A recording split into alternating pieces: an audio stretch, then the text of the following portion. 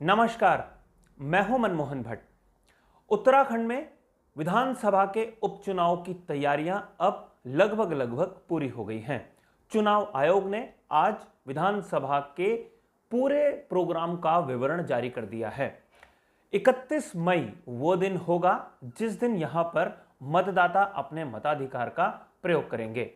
हम सब जानते हैं कि बीजेपी की तरफ से प्रत्याशी खुद मुख्यमंत्री पुष्कर सिंह धामी होंगे। पुष्कर सिंह धामी अपनी तैयारियों में जुटे हुए हैं, लेकिन जो कांग्रेस है वो अभी तक अपने प्रत्याशी का चयन नहीं कर पाई है। प्रत्याशी के चयन करने के लिए उसने एक समिति बनाई। समिति ने अपनी रिपोर्ट तैयार करके आला कमान तक पहुंचा दी है, लेकिन अभी तक उसके प्रत्याशी के नाम की घोषणा नहीं हुई है। 11 मई वो तारीख है जिस दिन नामांकन का आखिरी दिन है। मुख्यमंत्री पुष्कर सिंह धामी अपनी तैयारियों में जुटे हुए हैं। उन्होंने चंपावत में जनसंपर्क अभियान शुरू कर दिया है। चुनावी घोषणाएं, चुनावी वायदे वो पहले से ही करते आ रहे हैं, जब से यह तय होने लगा था कि मुख्यमंत्री चंपावत विधानसभा सीट से चुनाव लड़ सकते हैं। कांग्रेस अपना उम्मीदवार किसे बनाएगी, इस पर अभी भी सस्पेंस बरकरार है। हिमेश खरकवाल ने 2022 का विधानसभा चुनाव बहुत जोरदार तरीके से लड़ा, लेकिन वो कैलाश गहतोड़ी से हार गए। क्या कांग्रेस हिमेश खरकवाल के नाम पर एक बार फिर से चुनाव लड़ेगी, या फिर पूर्व मुख्यमंत्री हरीश रावत चुनाव मैदान में कूदने की तैयारी कर रहे हैं? हरीश रावत के कई बयान इधर उधर से आते हैं, लेकिन स्पष्ट रूप से कोई बयान नहीं आया है कि वो चंपावत से उपचुनाव लड़ना चाहते हैं। लेकिन पार्टी के भीतर कहीं ना कहीं उनके नाम की भी चर्चा चल रही है।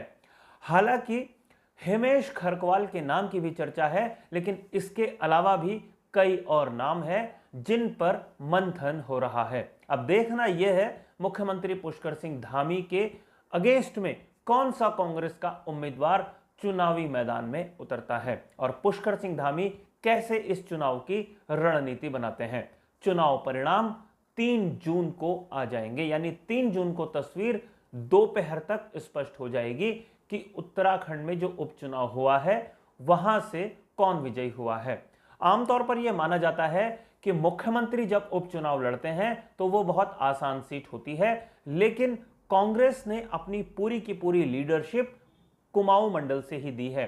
नेता प्रतिपक्ष यशपाल आर्य कुमाऊं मंडल से हैं। प्रदेश कांग्रेस अध्यक्ष करण मारा कुमाऊं मंडल से हैं। उपनेता जो सदन में बनाए गए हैं भुवन कापड़ी, वो भी कुमाऊं से है।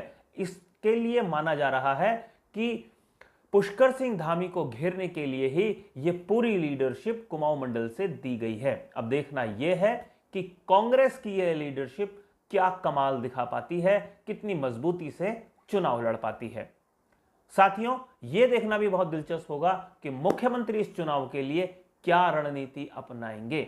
जिस तरीके से पुष्कर सिंह धामी को खटीमा विधानसभा क्षेत्र में मुंह की खानी पड़ी है, कहीं ऐसा ना हो कि चंपावत में भी उनको मुंह की खानी पड़े। इसलिए इस बार की रणनीति धामी साहब की भी देखने वाली होगी कि वो क्या रणनीति अपनाते हैं। कांग्रेस अपना प्रत्याशी जितनी जल्दी तय करेगी, उतनी जल्दी ही वो अपनी रणनीति बना पाएगी। तो देखना दोनों पार्टियों के लिए बहुत दिलचस्प होगा कि वो क्या रणनीति अपनाते हैं, कैसे चुनाव लड़ते हैं। साथियों, आज की इस रिपोर्ट में फिलहाल इतना ही। अगली रिपोर्ट में आपसे एक बार फिर मुलाकात होगी। तब तक के लिए हमें इजाजत दीजिए। नमस्कार।